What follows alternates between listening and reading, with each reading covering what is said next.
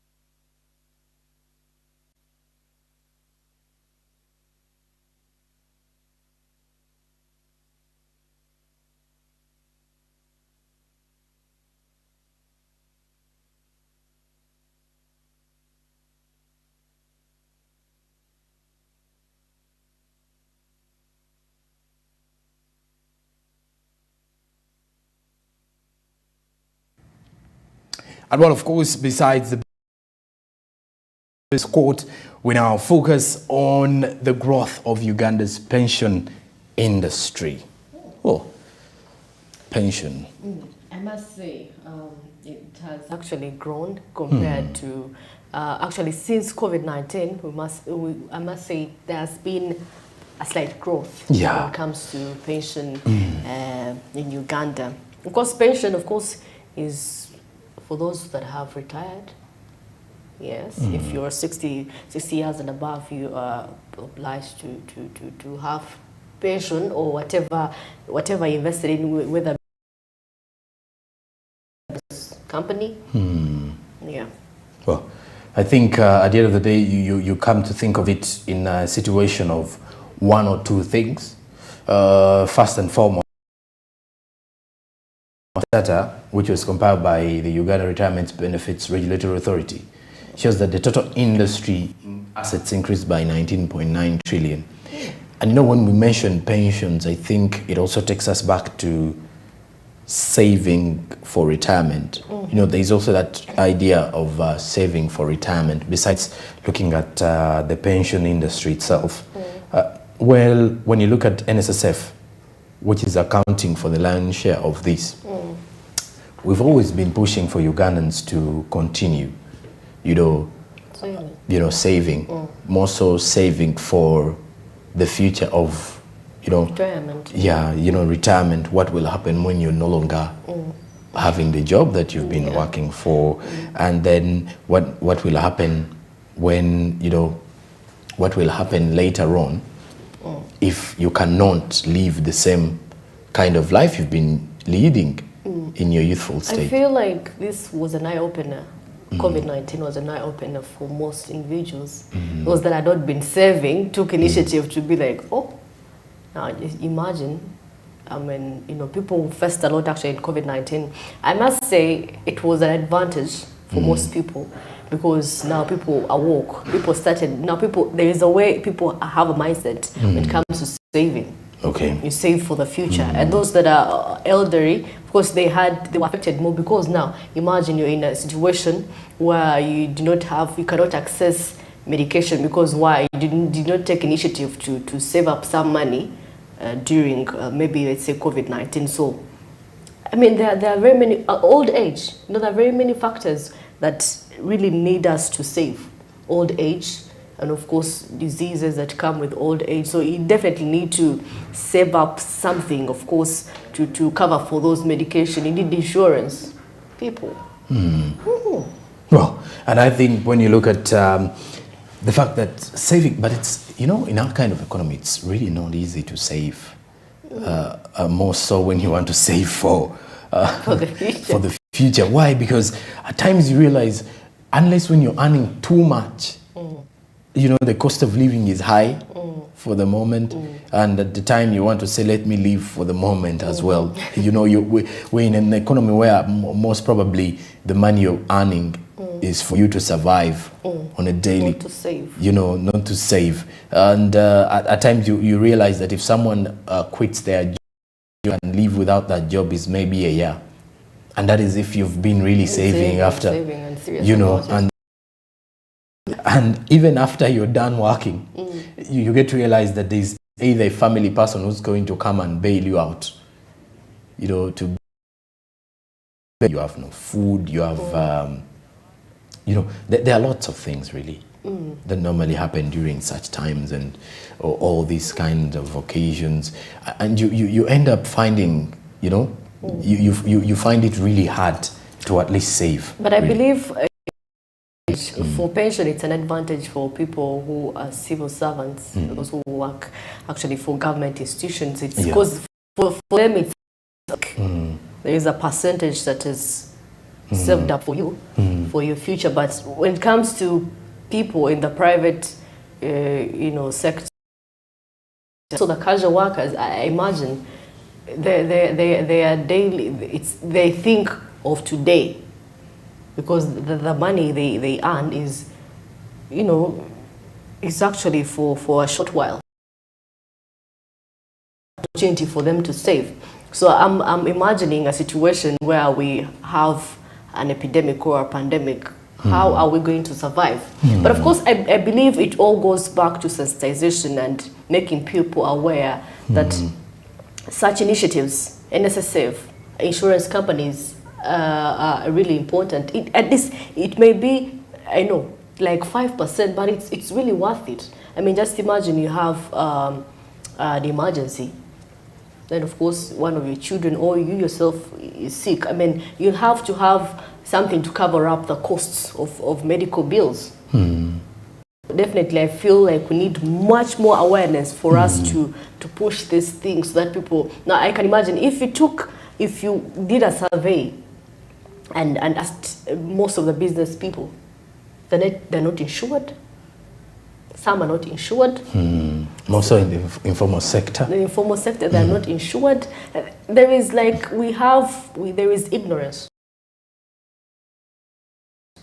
When you look at the other issues, by the way, back to the pension sector, according to the figures here, Uganda's pension grows its key assets by $400 million post-COVID, still according to what the Uganda Retirement Benefits Regulatory Authority has come out to reveal. But the growth in assets and investment portfolios and benefits payments define the state of Uganda's pension industry in the aftermath of COVID-19's lockdown measures amid growing appetite for short-term access to the pension savings.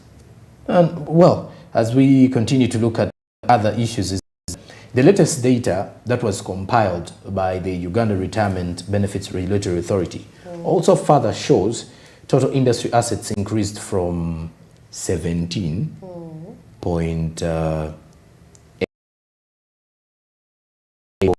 when you look at what you see on the screen is the growth and composition of Uganda's pension industry 2021. That's some growth right there.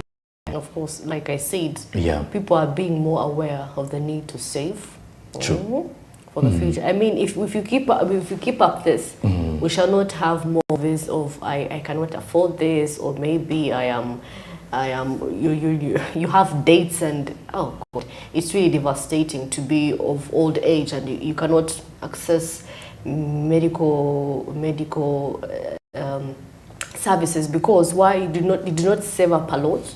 You know, at the end of the day, you have to rely on your children, you know, of which they have families as well, and it's problematic really.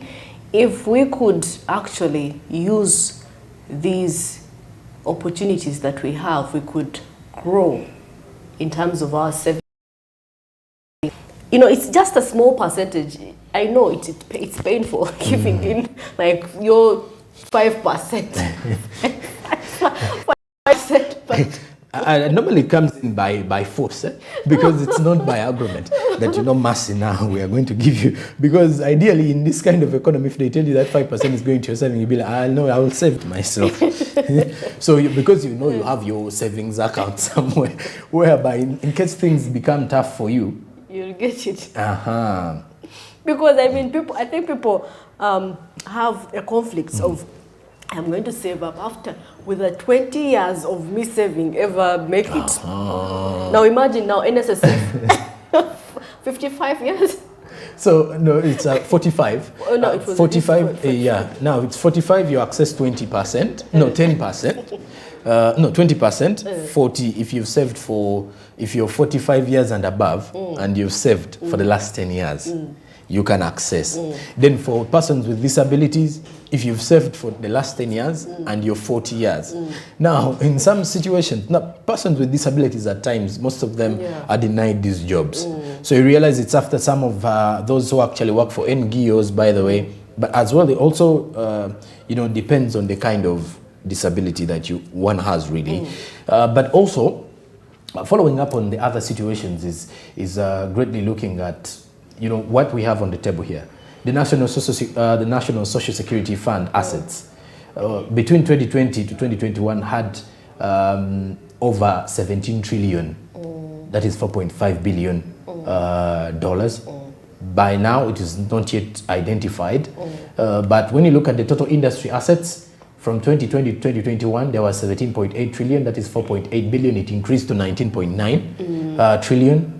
Approximately $5.2 billion. So that means there is an increase of people saving. Now look at the investment portfolio, you know, from $4.7 billion to $5 billion. A slight increase though, but still an increase, even though there was COVID. So that means we look at people who are saving with NSSF, for example.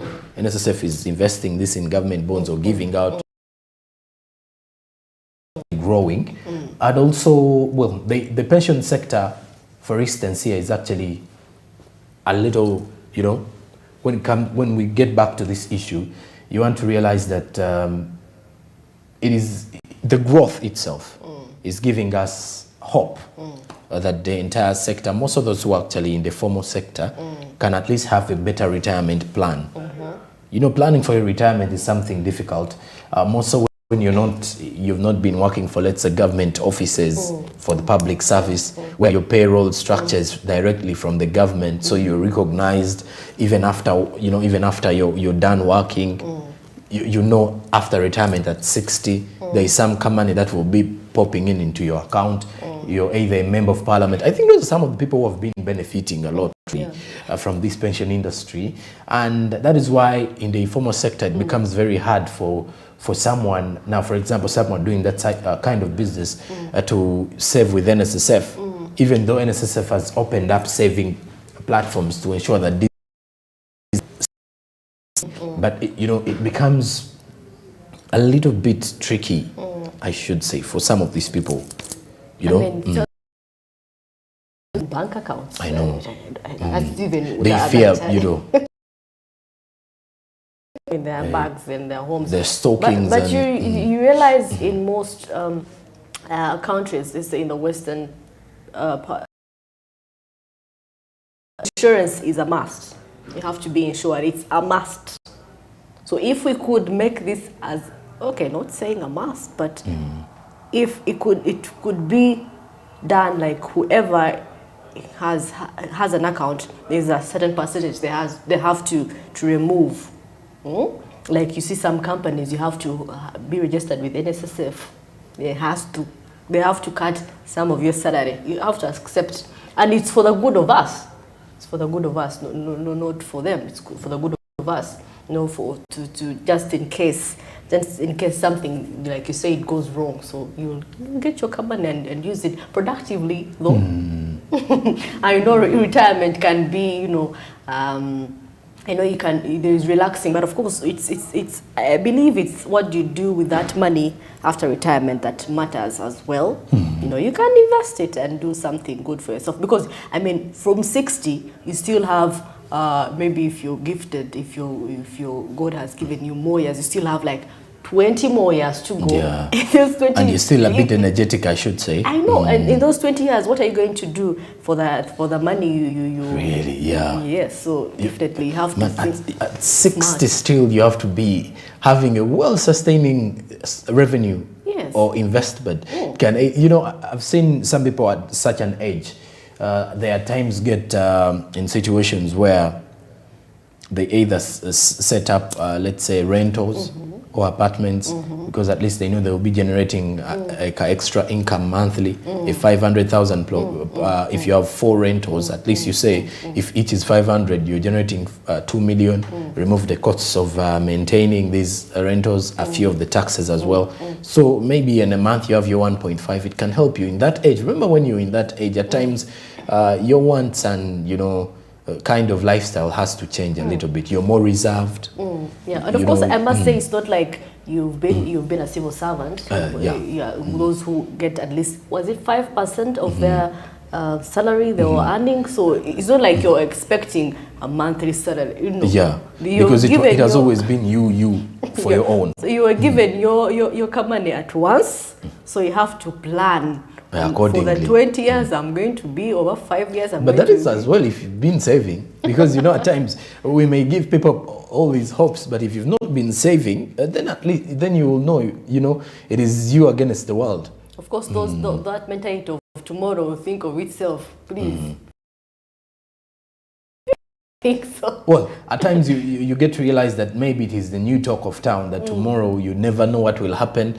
But then what will happen if you if God gives you the grace to live longer, and in the next few years you're still around, and then you start asking him, what on earth are you still doing here at such a time? But well, of course, when you look at the fact that our pension sector is growing, as you've definitely been seeing in there, is that according to the National Social Security Fund details, is that NSS have accounted for the lion's share of the industry assets, which are valued at more than 17 trillion Ugandan shillings, approximately $4.5 billion, while private fund managers held less than 3 trillion Ugandan shillings, approximately $801 million in assets. And then furthermore, the industry's investment portfolio similarly grew from 17.9 trillion Ugandan shillings, approximately $4.7 billion in 2020 and 2021 to 19.5 trillion Ugandan shillings, approximately 5 billion in 2021 to 2022. Now, whereas on access benefits amongst the pension savers is blamed for modest growth in the member contributions, then also a smaller collection of exiting pension scheme contributors, with big savings cited for the big jump in benefits payments. Now, recent changes made to the NSSF Act provide for mid-term access benefits, which are equivalent to 20% of the contributors' accumulated savings in the long run. And well, of course, we continue to remind you to save for investment. But as we're heading to a break, also, we remind you that you can save and invest your money with the Zabo platform. And with the Zabo platform, you can invest in government bonds and other available securities and kickstart off your investment today. If you have no account yet, you can use your national identification number today to register and then be able to kickstart off your investment journey with Zabo. Zabo says, my money, my future. And well, of course, Alltech East Africa reminds you to do something new. Well, what something new can you choose to do today? It's in government bonds and other securities. Make it possible, make it count, and obviously see how much more you can go with Zabo. Zabo is a platform by Alltech East Africa which says do something new. And also remember that with Zabo, it becomes very easier for you to kickstart off your investment as soon as it gets. And well, you're still watching Smart Main's Business. Me and Marcy will be returning immediately after the break to give you the latest from sports business and entertainment business. Good morning.